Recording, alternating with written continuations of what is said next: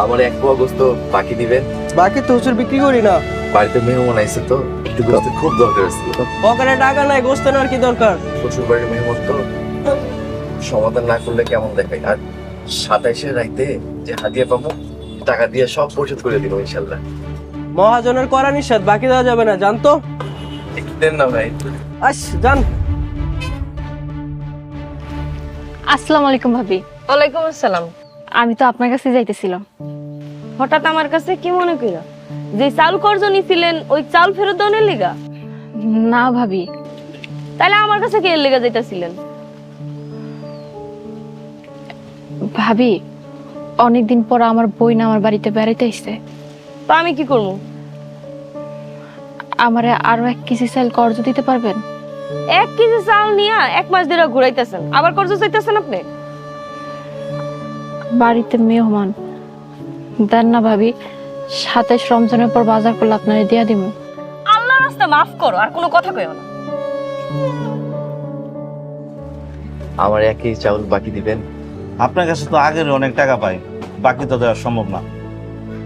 বাড়িতে মেহমান আইছে। আপনি হুজুর মানুষ, আপনারা সম্মান করি, শুধুমাত্র এই কারণে অনেক বাকি চান না। ইনশাল্লাহ 27-এ রাইতে যে হাদিয়া পাবো তা দিয়ে সব পরিশোধ করে দিব। আমি সরি, আমারে মাফ করে দেন, আমার পক্ষে সম্ভব না দেয়া।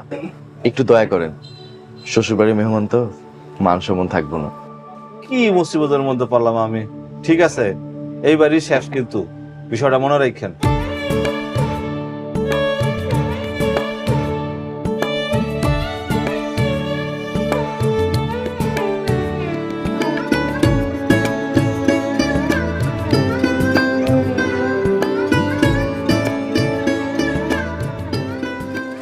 সাথে 2টা ডিম দিবেন।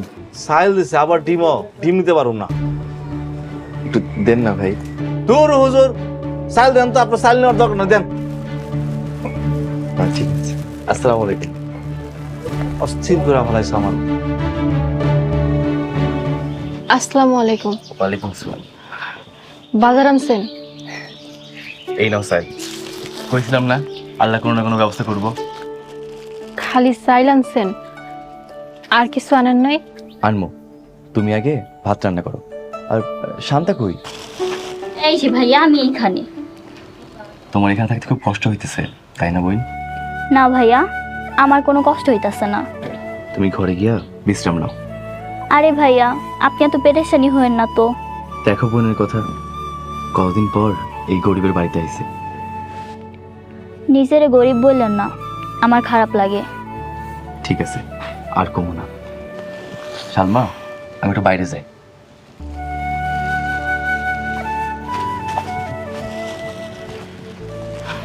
আপু, কি রান্না করবা? দেখি রে তোর ভাইজান কি নিয়ে আসে। আমি একটা মনে তোমাদের অনেক পেরেশানিতে ফেলাই দিচ্ছি না। তুই যে কি কস না, তুই আইসস তো ভাইজান খুব খুশি হয়েছে। ভাইজানের মনটা সত্যি অনেক ভালো। ঠিক কইছস, লোকটা টাকা নাই কিন্তু মনটা অনেক ভালো। এখন মনে এখন আর আইবো না, না? আইবো, বাজারে গেছে, বাজার নিয়ে আইবো। সালমা, এক নাও ডিম। অনেক চেষ্টা করছি, গোস্ত আনতে পারি নাই। একটা ডিম আমি কার কার পাতে দিব? শান্তারে ডিম দিয়ে ভাত দিও, আমরা শুধু ভাত খাবো।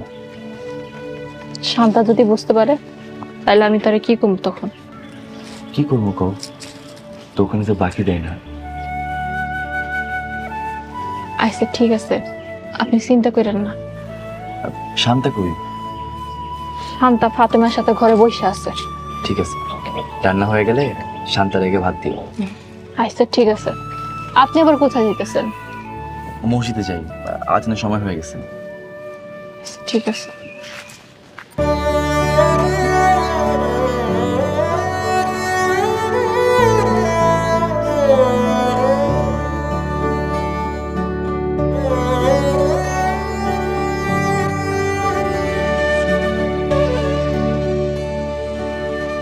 কিরে শান্তা, রোজা রাখছিস?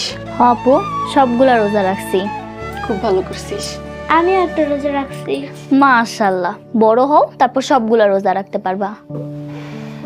রোজা না রাখলেও দিন যায় রোজা রাখার মতোই। আপু, ভাইয়া কি নামাজ পড়াইতে গেছে? হরে, তোর ভাই গেছে মসজিদে নামাজ পড়াইতে। তুমি ভাইয়ারে নিয়ে আমাকে বাড়িতে যাইতে পারো না? আমরা হইলাম গরিব মানুষ, আম্মা আমাকে পছন্দ করে না। আম্মাই তো পাঠাইছে তোমার বাড়িতে আমারে। তুই বস, আমি রান্না করে যাই। আপু এত ব্যস্ত হয়েও না তো। তুই ফাতেমার সাথে বসে গল্প কর, আমি চাই। ফাতেমা, মা তুমি কি খাইছো? গতকাল থেকে আমরা কিচ্ছু খাই নাই। কেন গতকাল থেকে কিছু খাও নাই? বাবার কাছে টাকা নাই, তাই চালও কিনতে পারে না। তাহলে তোমরা কি খাইছো? খালি মুড়ি খাইছি।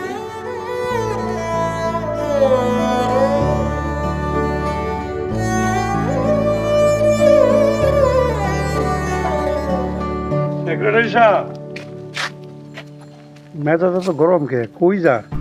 আর বললেন না সভাপতি সাহেব, ইমাম সাহেব দেখলেই খালি টাকা চাই আমার কাছে। হুজুর মানুষ এত টাকা টাকা করে কেন? বাড়িতে নাকি মেহমান আইছে। এত কিছুর জবাব কি আমরা দিমু? এই যে হুজুর আইতেছে।